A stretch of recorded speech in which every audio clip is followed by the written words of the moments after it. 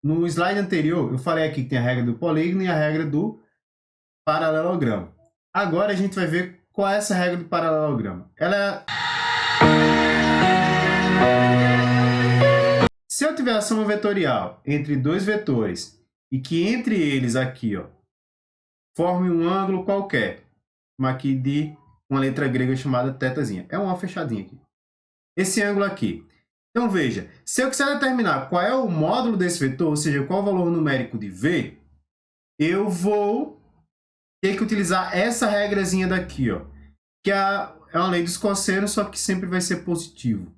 Então, vai ser, ó, V ao quadrado é igual ao módulo de A elevado ao quadrado, mais o módulo de B elevado ao quadrado, mais duas vezes o módulo de A, vezes o módulo de B, vezes o cosseno do ângulo entre eles. Então, essa daqui é a regra do paralelogramo, ok?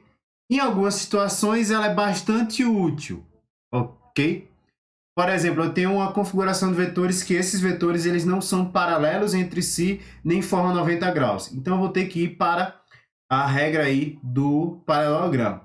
O que é uma coisa interessante da regra do paralelogramo é que se o ângulo aqui, ó, paralelogramo, se esse ângulo θ aqui fosse 90 graus, o cosseno de 90 graus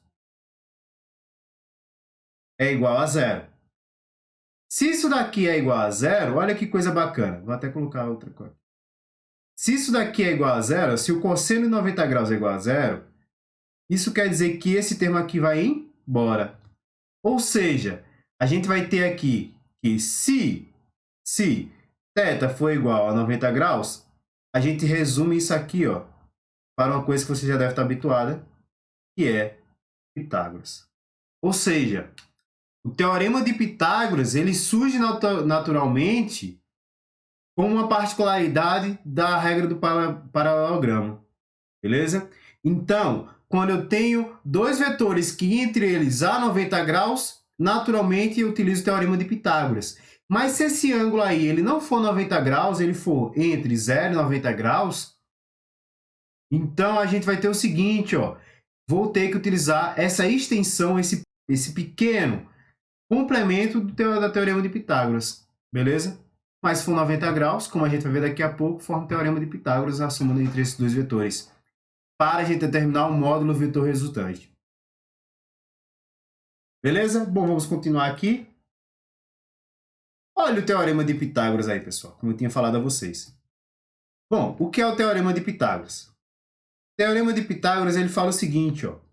Se eu tiver aqui um triângulo retângulo, ó, o que é que define o triângulo e esse retângulo? É que o ângulo aqui, esses dois catetos, é 90 graus. Ou seja, a gente volta para aquilo que a gente viu anteriormente.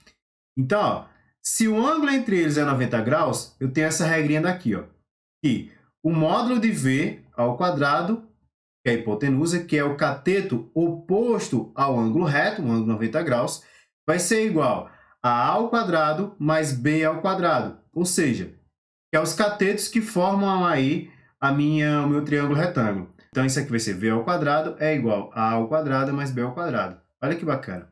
Bom, agora, já que a gente já sabe calcular essas duas coisas, regra do paralelogramo, a gente vai entender uma coisa chamada de vetor oposto. Wagner, o que é um vetor oposto? Vetor oposto, pessoal, ele é um vetor que tem a mesma intensidade do vetor original, ou seja, ele tem o mesmo tamanho, ele tem a mesma direção, ou seja, se o vetor A está na vertical, o vetor oposto a ele também vai estar na vertical. A única diferença é que o meu vetor oposto ele tem o sentido oposto. Então, toda vez que eu tiver um vetor com menos na frente, indica que esse cara é um vetor oposto, ou seja, está na direção oposta de outro vetor. Bom, agora vamos entender a importância do vetor oposto. Então, se eu tiver um vetor que ele está oposto a uma direção normal, no sentido normal, ele vai ter um sinal de menos. Olha que massa. Nessa situação aqui, ó, de subtração entre os vetores, eu tenho o seguinte, ó, que esse vetor F2, ele está no sentido contrário a V1. Se ele está no sentido oposto, eu coloco aqui o sinal de menos. Ou seja, a minha força resultante em módulo vai ser dada pela diferença entre F1 menos F2. Então, por exemplo, se F1 aqui for 10 newtons e F2 for 5, eu vou ter aqui que minha força resultante é igual a 10 menos 5. Ou seja, isso aqui vai ser igual a 5 newtons. Olha que coisa interessante. O vetor que vai ser gerado aqui, por essa operação, ele vai ser um vetor que tem módulo igual a 5, mas qual direção vai ter esse vetor? Esse vetor vai ter uma direção no sentido positivo aqui, de 5 newtons. Wagner, por que ele vai ter uma direção no sentido positivo? Porque esse vetor F1 ele é mais intenso do que o vetor F2. Então, ele vai no sentido positivo. Ô, Wagner, se agora F2 tivesse aqui, em vez de 5, ele tivesse 10. E esse vetor F1, se em vez de 10 ele tivesse 5, o que iria ocorrer? Iria gerar um outro vetor, um vetor de intensidade 5, só que com menos na frente. Ó, menos indica o sentido oposto ao sentido positivo do eixo. Então, ia gerar um outro vetor aqui, chamado de F', um outro vetor que vai estar no sentido oposto ao positivo.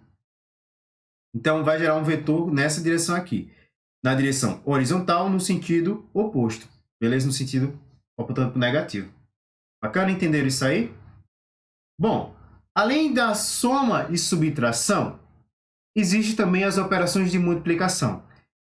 Aí que tá. As multiplicações envolvendo vetores é um pouco diferente do que os números naturais que a gente já está habituado. Ok? Existem 3 a 4 tipos de multiplicação. A primeira multiplicação é a multiplicação por um escalar. Eu vou explicar a vocês o que é um escalar rapidinho. Multiplicação é o produto vetorial entre dois vetores, produto interno entre dois vetores e produto misto entre dois vetores. Ok?